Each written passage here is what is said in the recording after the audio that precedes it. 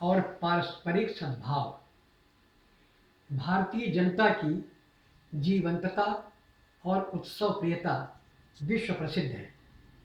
यहाँ कोई ऐसा दिन या तिथि नहीं है जिस दिन कोई न कोई पर्व, व्रत या त्यौहार न मनाया जाता हो। स्वामी माधवाचार्य के अनुसार त्यौहार शब्द कदाचित तिथि और वार शब्द का ही अपभ्रंश रूप है, क्योंकि सभी त्यौहार किसी न किसी तिथि या वार से ही संबंधित होते हैं। इन त्योहारों में कुछ सार्वदेशिक हैं जो प्रायः सभी प्रदेशों में समान रूप से मिलजुल कर मनाए जाते हैं, जैसे दशहरा, दीपावली, होली आदि। कुछ त्यौहार आंचलिक या एक देशीय होते हैं, जैसे बैसाखी, पोंगल, ओणम, लोहड़ी आदि। त्योहारों के उद्भव और विकास पर अनेक विद्वानों और समाजशास्त्रियों ने अपने अपने मंतव्य व्यक्त किए हैं। अधिसंख्य त्योहारों के समारंभ का आधार किसी धार्मिक या ऐतिहासिक घटना को ही माना जाता है, किंतु अनेक विद्वान उन्हें ऋतुमूलक या ऋतुओं पर आधारित मानते हैं। उदाहरणार्थ, दीपावली को ऋतु पर्व मानने के पीछे तर्क दिया जाता है कि वर्षा ऋतु में धूप और स्वच्छ जल के अभाव में वायुमंडल में नाना प्रकार के प्रदूषण उत्पन्न हो जाते हैं। विषैले जंतुओं, कीड़ों मकोड़ों, मच्छर, डंक आदि रोगोत्पादक जीवों का आतंक बढ़ जाता है। अतः पर्यावरण प्रदूषण निवारण में दीपावली की महत्वपूर्ण भूमिका होती है।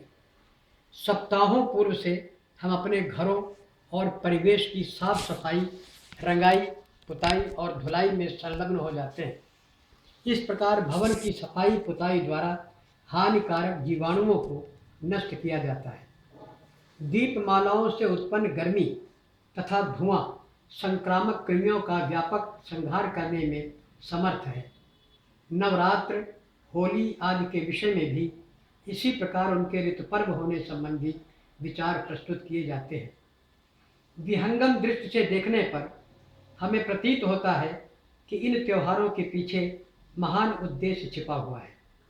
हमारे अधिसंख्य पर्व व त्यौहार आर्थिक, सामाजिक तथा स्वास्थ्य विषयक उद्देश्यों के साथ साथ धार्मिक, आध्यात्मिक तथा नैतिक परिष्कार के महान लक्ष्य की प्राप्ति में सहायक होते हैं। पर्व शब्द प्री धातु से निष्पन्न होता है, जिसका अभिप्राय है कि मनुष्य के जीवन में जो भी न्यूनताएं या त्रुटियां हैं, उनका निराकरण करके जीवन को पूर्ण और सर्वतोभावेन सुरुचिपूर्ण बनाया जाए। पर्व प्रायः धर्मस्थलों, मंदिरों या तीर्थादिकों में देश के विभिन्न क्षेत्रों से आए जन समुदाय के साथ उल्लासपूर्वक मनाए जाते हैं। हम भले ही आज अपने त्योहारों के सांस्कृतिक महत्व को भूलते जा रहे हों, तथापि आज भी होली, दीपावली, दशहरा, रक्षाबंधन आदि त्योहारों के अवसर पर लोगों की एकता, सामाजिकता, आत्मीयता, सद्भाव और सौहार्द के दृश्य देखते ही बनते हैं। इन त्योहारों के माध्यम से हम जाने अनजाने आत्मीयता और पारस्परिकता के सूत्र में बंधकर आत्मवत सर्वभूतेषु की भावना से ओतप्रोत हो जाते हैं। अतः ये सुस्पष्ट है कि हमारे पर्व और त्यौहार मात्र हंसी खुशी या मनोरंजन के साधन ही नहीं, अपितु समाज में पारस्परिक सद्भाव उत्पन्न करने तथा समाज को संस्कारित करने के सशक्त उपाय भी हैं। विजयादशमी के त्यौहार को हम यहाँ उदाहरण के रूप में ले सकते हैं। ये महान पर्व आतताई लंकाधिपति रावण पर धर्म के संस्थापक भगवान राम की विजय के उपलक्ष्य में मनाया जाता है। भले ही यह एक ऐतिहासिक वृत्तांत हो, किंतु इसका आध्यात्मिक महत्व कहीं अधिक है। वेद में हमारे शरीर को 8 चक्र और 9 द्वारों वाली अयोध्यापुरी कहा गया है। अष्टचक्रा नवद्वारा देवा नाम पूर अयोध्या। इसे देवताओं की नगरी माना गया है। इस देवनगरी में सद्वृत्ति रूपी राम और दुर्वृत्ति रूपी रावण के बीच अविराम संघर्ष चलता रहता है। हमारे मन, बुद्धि, चित्त और अहंकार रूपी अंतःकरण पर जब शुद्ध आत्मा का नियंत्रण हो जाता है, तो सद्वृत्ति के प्रतीक पुरुषोत्तम राम विजयी हो जाते हैं और तमोगुणी आसुरी वृत्ति के प्रतीक रावण, कुंभकर्ण और मेघनाद का विनाश हो जाता है। विजयादशमी का पर्व इसी आध्यात्मिक संघर्ष का प्रतीक है। इस पर्व का संदेश है कि कागजी रावणों के दहन के स्थान पर हमें अपने भीतर छिपे हुए रावणों और राक्षसों का दहन करना चाहिए, जिससे हमारा जीवन मानवीय गुणों से परिपूर्ण होकर सर्वांग सुंदर बन सके तथा हमारे समाज और राष्ट्र का वातावरण स्वस्थ और स्पृहणीय बन सके। आज मानवीय क्रियाकलापों में एक मूल्यात्मक ह्रास की अनुभूति हो रही है। विश्व के विचारक और समाजशास्त्री इसी उधेड़-बुन में पड़े हैं कि मानव के वैयक्तिक और सामाजिक जीवन को कैसे संवारा जाए। पर्यावरण प्रदूषण की अपेक्षा आज सांस्कृतिक प्रदूषण की समस्या कहीं अधिक भयावह दृष्टिगोचर हो रही है, जिसके समाधान की आवश्यकता है।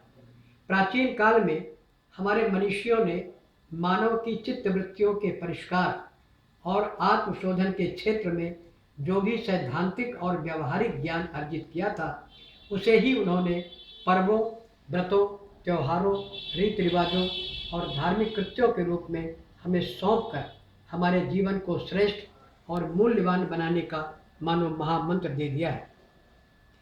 जैसा कि पूर्व में कहा जा चुका है, हमारे अधिसंख्य त्योहारों और पर्वों का उद्भव धार्मिक घटनाओं पर आधारित है। अतः इन अवसरों पर जहाँ उत्सवों का आयोजन होता है, वहीं व्रत, उपवास और तीर्थ यात्रा या तीर्थ स्नान का भी आयोजन होता है। व्रत और उपवास या उपासना का अनेक दृष्टियों से हमारे जीवन में बड़ा महत्व है। तभी तो प्रायः सभी धर्मों में किसी न किसी प्रकार के व्रत या उपवास का प्रावधान किया गया है। व्रतों के प्रभाव से मनुष्यों की आत्मा शुद्ध और निर्मल होती है। कायिक, वाचिक, मानसिक पापादिकों का क्षय होता है।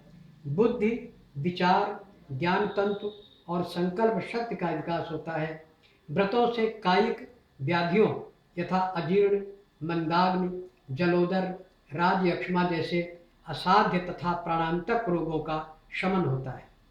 उपवास या उपासना का शाब्दिक अर्थ है परमात्मा से निकट संबंध स्थापित करना। उप अर्थात समीप और वास का अर्थात है रहना। उप समीप आसन, बैठना, परमात्मा समस्त शक्तियों तथा सद्गुणों का आकर है। अतः उसके सामीप्य से, उसके चिंतन, ध्यान, पूजन से हम अपनी आध्यात्मिक शक्तियों का विकास कर सकते हैं।